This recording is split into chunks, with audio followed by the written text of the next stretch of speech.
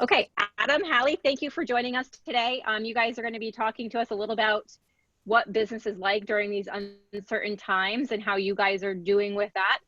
The region does take some time to come on, so you'll see a lot of people participating, and then I'm going to handle some questions at the end if that's okay. Great. Does that work for you guys? All right, take it away. Go ahead, Adam. It's all you.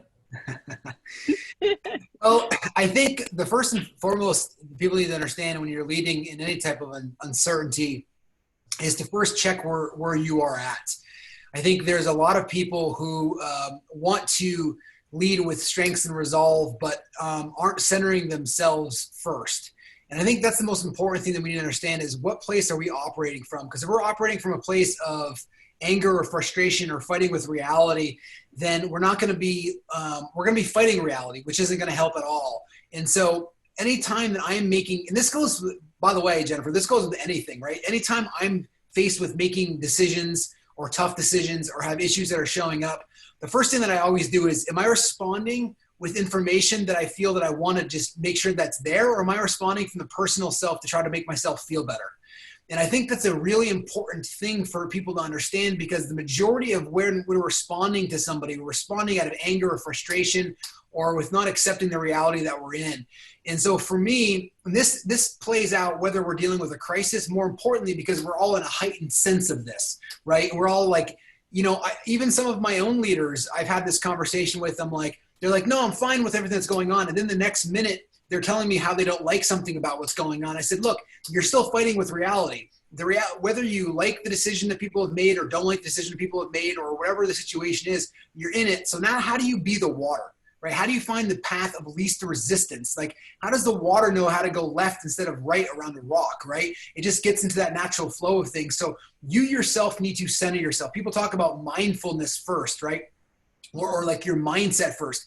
I'm just talking about it from a different angle. Mindfulness or mindset just means that I am not responding to situations out of a place from personal self-indexing. I'm responding it from it with a natural flow, or I'm responding from a centered position so that my decisions are supporting the highest probability that I can during this time. So first and foremost, check yourself. Are you still fighting with reality? Are you still frustrated with reality? Are you still angry about your situation? Because if you are, you're not operating with the highest probability of operating with the natural flow of life, or the highest probability or the highest decision making that you could make. Anytime, here's a great example of this.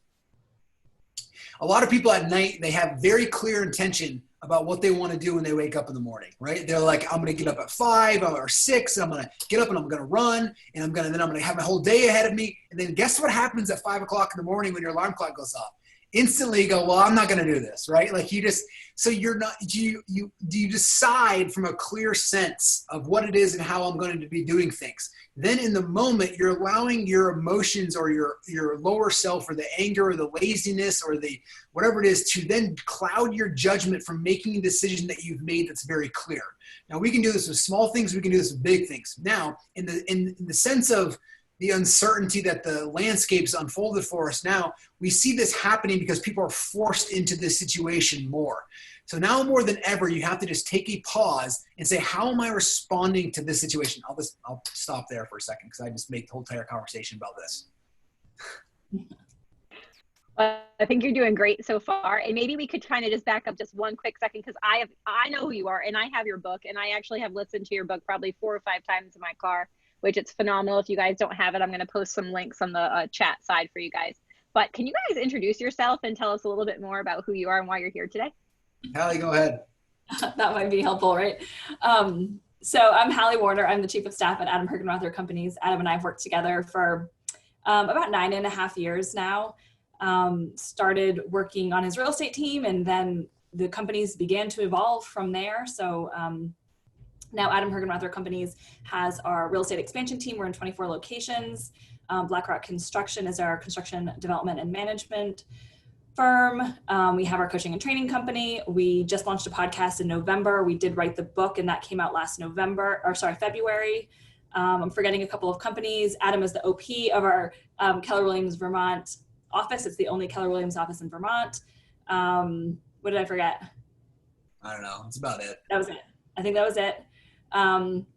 Also, if you haven't read the book, we're actually on Kindle. It's only 99 cents right now, so you can go get it there. But it's also on Audible as well. Yeah. So Hallie, so do you want to make it a little bit about we can go in any direction that you want, Jennifer. So you tell me which direction you want me to take this in.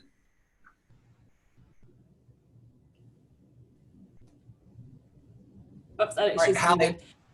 Yeah. Is that for me or Hallie? Well, you tell me. So let's do this. Hallie, why don't you give a perspective of how you see me leading? And maybe this will help out for people. I know you love what you do. From how you see me leading, the decisions that I'm making, so people aren't necessarily hearing it from me who can't keep up with 1,000 words a minute that I say. So give it from your angle a little bit about what you're seeing right now. Perfect. So I think the biggest thing is the time, for lack of a better word, is I don't even know if everyone is noticing how much time that you're putting in right now. We all often talk about how structured you are, right? You have your 4-day work week, structured work week, and you're in the office at 8:30 and you leave by 4 every day. That's when business is usual. And right now, nobody knows what you're doing and where your meetings are. But I mean, you're pretty much on from, 5 in the morning until 7 o'clock every single night, 7 days a week, quite honestly, 6-7 days a week. And I don't know if people appreciate that all of the leaders in our worlds are doing that. So there's a little bit of that. So I see that happening. And not many other people do. Because they're all caught up in what they're working on and what's going on in their world and their business. And I mean, that's why leadership is a privilege. And that's why there's not that many people who want that role and responsibility. So can I ask a question? How do you guys see, Adam, you mentioned it a little while ago about getting up at 5 o'clock. Have you seen or heard a lot of people saying, you know what, I've had to readjust my entire plan, my entire schedule because of the stay at home or because of what we're working through right now?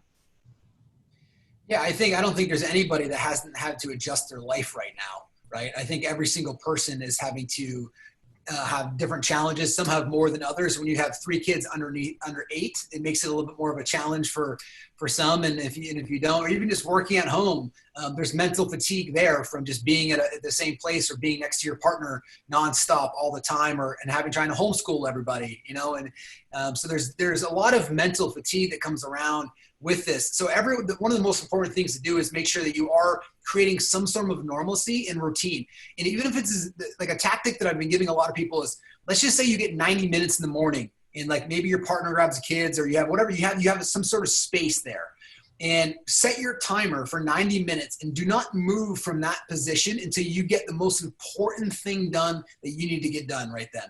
A lot of people though are just ingesting other people's answers so that it makes them feel more comfortable and preferred, instead of deciding and understanding what their actions need to be to support them, their families, and their communities and their business first.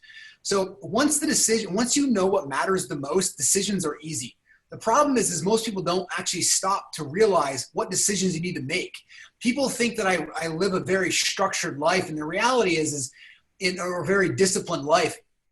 I've just accepted the fact of what really matters the most, and I say no to everything else. And so that it looks disciplined, but what it really is I've gotten clear on what I need to say yes to and what I need to say no to. Once you understand that, things fall into place a lot easier. It's for all of us right now. And as Hallie said, yes, people don't see the fact that I'm on a phone call almost every morning at between 5 and 6 a.m. because that's when I have to start my phone calls, and Friday evenings on emergency phone calls with bankers at 7 o'clock at night because everyone's working these long hours. And that's just part of what you have to do at any point in time. You're doing what it takes. But to me, I made the decision going through this that I was not only going to have my business go back to what it was. Like I hear that conversation. People say, I can't wait to get my business back to what it was. And I stop them. I say, well, why? Why do you want to go through all of this just to have your business get back to where it was? For me personally, and how I want to take the direction of my organizations was, I don't want them to be back to what they were. I want them to be double or triple where they are. And so that means then I back up from there and say, okay, then what is that requiring of me? There are times when you can lead through people, and there are times when you have to jump in and just take care of things yourself. And it's one of those times right now. And so for me, if I have to go in there and make sure that I'm pushing everything forward, knowing that it's a more of a burst than it is a marathon in terms of how I think of time, then I'm willing to do that. I'm willing to do whatever it takes. And so I've made that commitment. So when it's a 5 o'clock call or 6 o'clock on a Friday evening, I've already made that decision to me that matters more during this time right now. So I think people need to understand that with the routine is, what do you want from this, right? Do you want your business just to come back to normal? Do you want it to wait for the economy to catch back up with you and then kind of lift you into where the next level is? I think of it like this. If you ever watch like Olympic racers, right, around the track, what is the guy, when they're about to give the baton, what is the guy doing, right? The guy isn't sitting there waiting for the person to come hand them the baton. They wait for a certain point and then they start running so that when the person catches up to them, they're at full speed, never missing a beat. Most people are when the economy starts turning back on, are gonna be caught so flat-footed that the economy itself is gonna go right past them with momentum. The way I wanna run our organizations is I wanna be running ahead of the economy. So when it starts to hand me the baton, I'm already in front of it. And then it just becomes this wind, this tailwind that pushes our organizations forward. So you have this decision to make of, I'm going to survive. I'm going to cut expenses. I'm going to remove everything that's not from the floor. I'm going to do all of those things. I'm going to commit to a routine, all these things that are necessary for it. However, the minute I'm out of survival mode, which I believe most people should be thinking of playing in the next season, of I'm going to start thriving, which means I need to turn the dials up on what my economy looks like to turn back on. An economy just means being the CEO of your life. So what dials do you need to start making adjustments for right now that are going to put you to start running ahead of what's about to then turn on so you're not caught flat-footed? And that's just really important for people to take away and understand that if you wait for this thing to turn back on, you're going to be the people that have been running with the economy or staying ahead of it are going to come out so far ahead that you're going to miss the entire opportunity that's laying in front of you. I love that, and I couldn't agree more. Just a kind of follow-up question on that, and this is for both of you. Adam, you mentioned fatigue, and one of the things I hear a lot doing a lot of these Zooms is we have Zoom after Zoom after Zoom, and people are either Zoom drunk or Zoom hungover. How do we handle that fatigue of all of these Zooms that we're doing, and how do we debrief and take action on anything? Like, we're having a great conversation right now. How does anybody take action if they don't have time to debrief it or take an action plan? Yeah, that's a great question. I mean, I think this is my third or fourth Zoom today to give you a perspective on those things. Hallie, how would you answer that before I jump in? Well, the first thing that comes to mind is what are these Zooms? I mean, I will say that we haven't added any additional, yes, we're doing more video meetings, but we haven't just added more meetings to have meetings. I think they're referring to like the training of it, like all the training Zooms that are out there. Oh, is that what you're referring to? Like all the trainings? Yeah, Yeah, how can they use it in their business, right? Yeah, well, I mean, it's exactly what Adam was saying before. It's getting really clear on what it is that you want your business to look like on the other side of this. And then picking the one or two things that are in your strength zone that you can go double down on or 10x. Because there's so much noise out there right now, and you have to get really clear on what it is that you want. Like I probably was invited to, 15 Zooms this week. I did one, right? Because it's the one that's going to make the most difference in our business and keep us moving forward on with our goals and with our quarterly and yearly objectives. I mean, we're still on that path. We haven't really deviated from that. Yeah, and I think people can get drunk with content and then not take action. And so if you listen to a bunch of Zooms, I think the key is that you say, okay, what makes sense in my business that I took away? Because you're going to take away something from me. You're not going to take away from everyone has something to add to your life, right? No matter who it is that's coming on here. And so the key is, what's the one thing that I'm going to take that I'm actually going to do? Not that sounds good, not that I'm going to put on Facebook, not that I'm going to put on, like on Pinterest and make it look good. Or I'm going to write down in 7 different colors in my calendar. The thing that you're actually going to move forward. And once you decide on what it is that you're going to move forward with, then you just surround every content piece around, like Hallie said, that particular thing. HRG has not really skipped a beat too much throughout all of this. And that's our, our expansion organization. We're actually up. We had one of our best months in March, and we're up. We're not necessarily up. We had a little disruption, but not much. I mean, we're still almost at 160 pendings right now for the month, and most places closed, and one of the worst hits. And it's mainly because you're keeping people focused on routines. You're keeping people focused on what they can control and what they're listening to. And so for me, I have them ultimately really focused on listening to me and listening to the noise that we're giving them, because I'm sitting here taking in all the information that I can from as many good people as I can, synthesizing that information and bringing it back to them in small pieces that then they can go take and run with. There comes a point where you just have too much overload of information. You're just not taking action. And if you only have a limited amount of time in a day to actually take action, take the action. Here's the interesting thing. If I gave everybody a robot right now that was $1 billion robot, and the robot knew everything that you needed to do, it would do it. And I would ask anybody on this call right now and saying, okay, set your life up physically, set your life up in a business situation, just two categories. I said, what would you tell this robot to do to maximize your life? Would you need any content to help that? And the answer is no.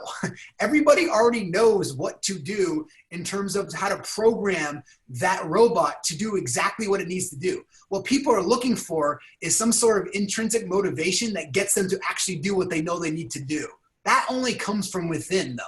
The only way you're actually going to tap into that is by understanding what matters the most, then making that matter the most. In a lot of live sessions, I'll ask people, I say, how many people have kids in here? And, obviously a lot of people raise their hands. And then I say, well, what matters the most? And they say, well, my kids matter the most. And I say, great, give me your calendar and your bank account. Because I can tell you, if I look at both of those, the odds are what you're telling me right now isn't in line with how you're spending your money or how you're spending your time. Now, you may say, and I understand your intention there, but the reality of your actions are not translating into what you're saying to yourself or to anybody else that's out there. So then get real with that of saying, okay, well, what was I not prepared for during this pandemic? What did I not prepare for? It doesn't matter. Give yourself some grace. You don't need to beat yourself up by it, but then get real and say, what am I going to change? What direction do I really want to bring my life into? Physically, financially, professionally, spiritually? What direction do I no longer want to just ingest other people's answers because it's safer and it feels they can go there quicker? And I want to start directing my own life. So if I take that attitude, then you are deciding what direction you want to bring your life into. Then you work backwards and say, okay, if I'm going to predict my future, which understand that the only way to predict your future is to take the right action in this present moment. There's no other way to predict your future other than taking action in the present moment. Otherwise, you're just listening to your mind bring you in the past or imagining some future event. Either way, you're not in the present moment taking the action that you need to.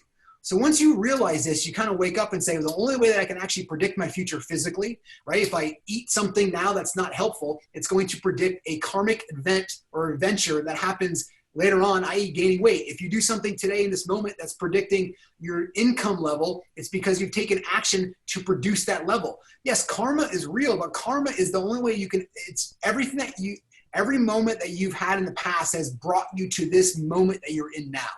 So then you wake up and say, cool, then how am I going to predict a week from now, tomorrow, a month from now, a year from now? Which means that in this moment, I have to decide what matters the most. And that's why if we can just wake up and understand that, then we can drown out the noise and get laser focused like you're taking a magnifying glass from the sun's rays. It can burn through concrete. And that's the power that you have to control and predict your future.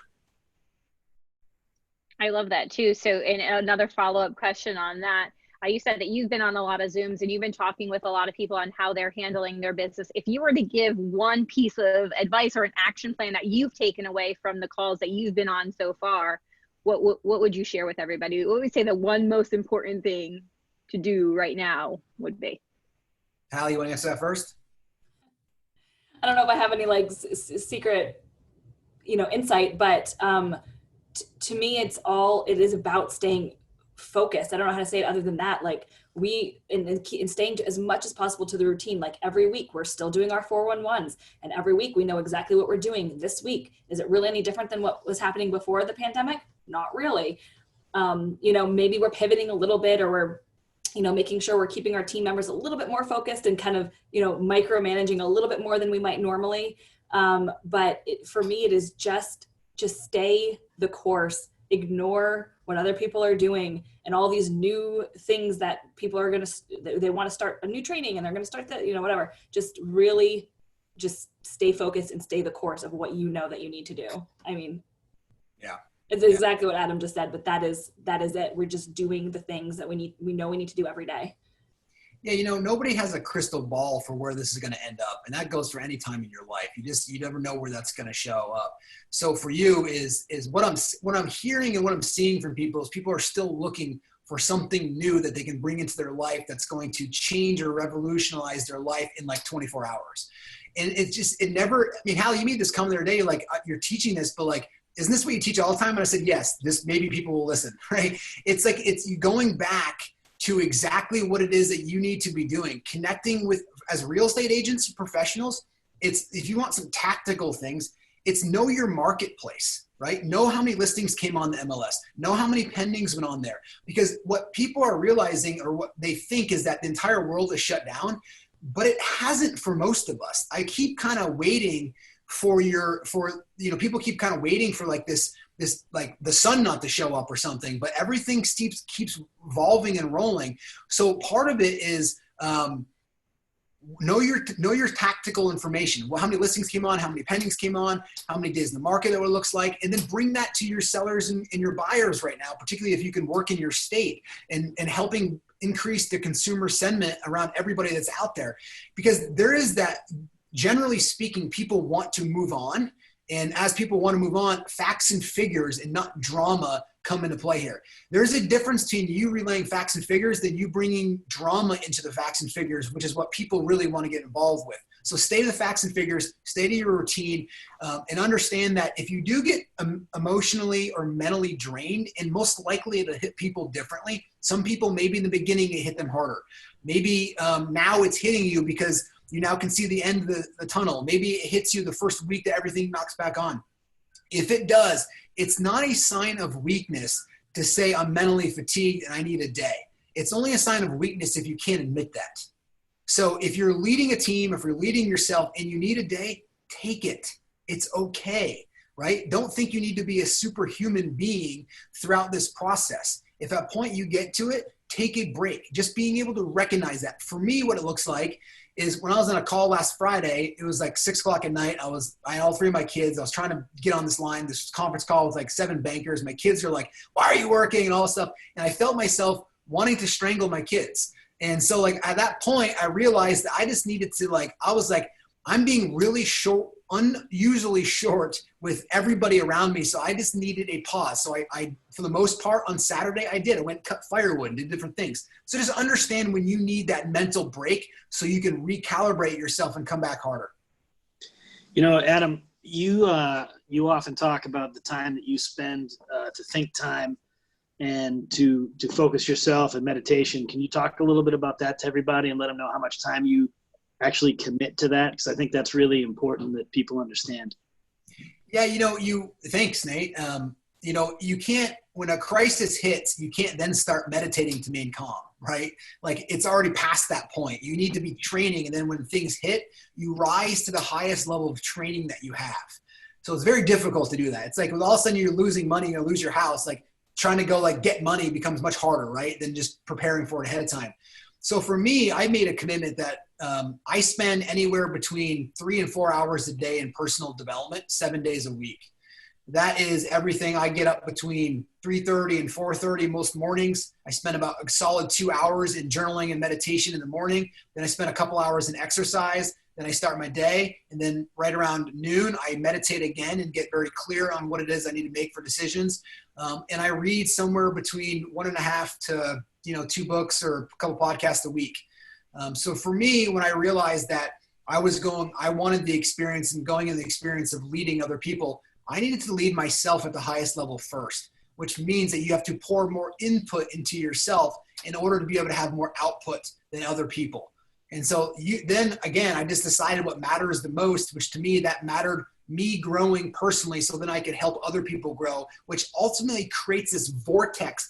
Understand your level of thinking as a leader is to elevate the level of thought in your organization, which thought is just a vision for where your organization is going. The clearer a leader can see that, the easier it is to bring into the physical world in a clear, concise, with clarity to what everyone needs to do. So when you work on this on a daily basis, it allows you that insight to be able to be very clear and then bring everybody else, because you've already brought yourself through it. You can then raise everybody else up in your organization to start following in that same manner. And that becomes your job as a leader, is to raise the entire lid of the organization by first raising your own.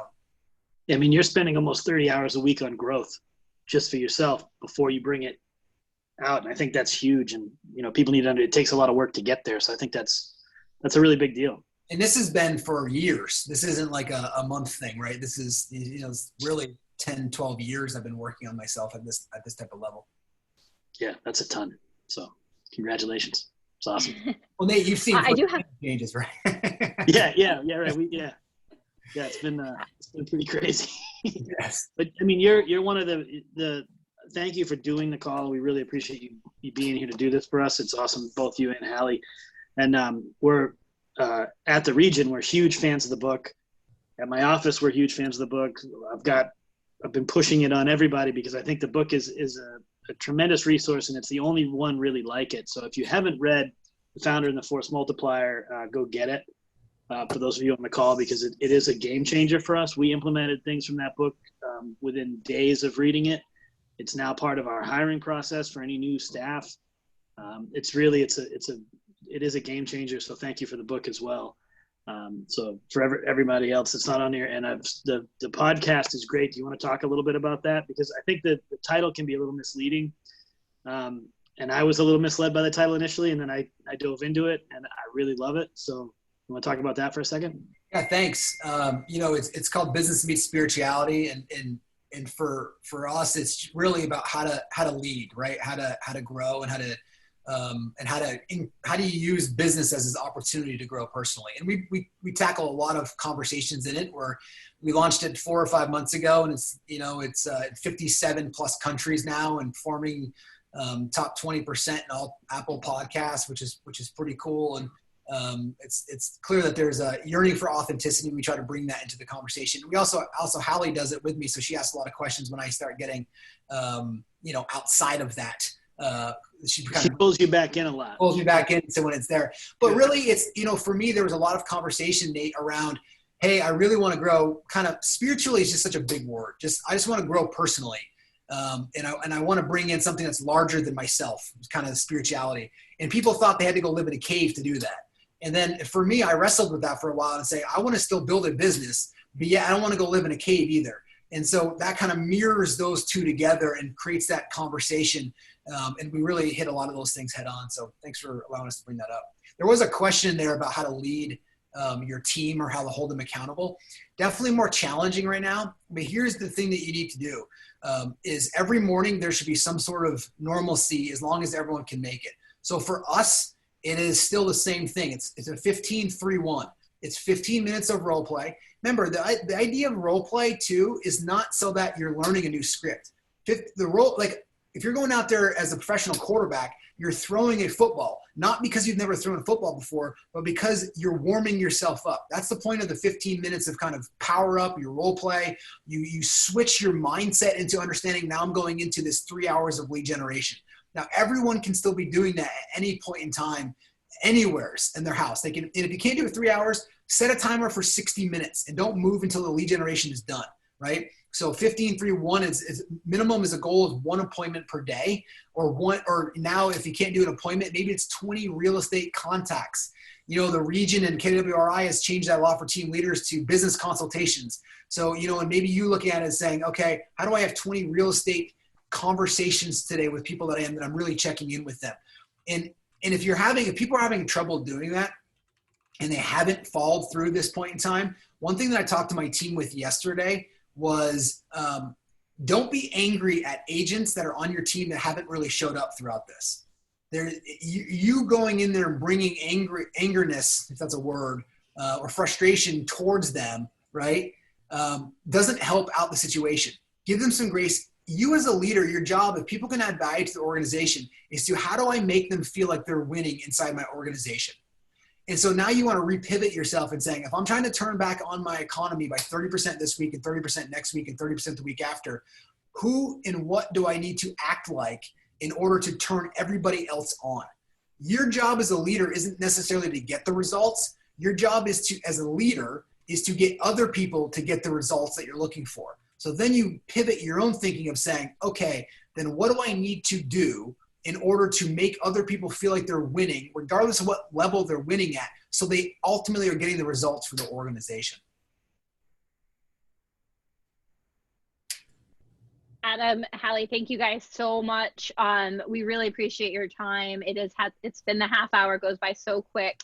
We have recorded this, guys, so we're going to be putting it on our New England region YouTube page. So go back and watch it again, share it with your friends, and thank you again, guys. I really appreciate you being here. I know you guys have a tight schedule. Thanks very much, guys. We appreciate your time. Yeah, thank you guys. And Nate, you're doing an awesome job in the role. The region definitely appreciates you for all that you're doing. I know the hard work that all of you guys at the leadership level are putting in that goes unseen, and even just how much time and energy it takes to organize people to get on this. So we certainly understand that and respect that. So thanks, well, everybody. That's all Jen. So we appreciate the support very much. So thanks for doing this for us, guys. Appreciate it. Thank you. Thanks, guys. Bye.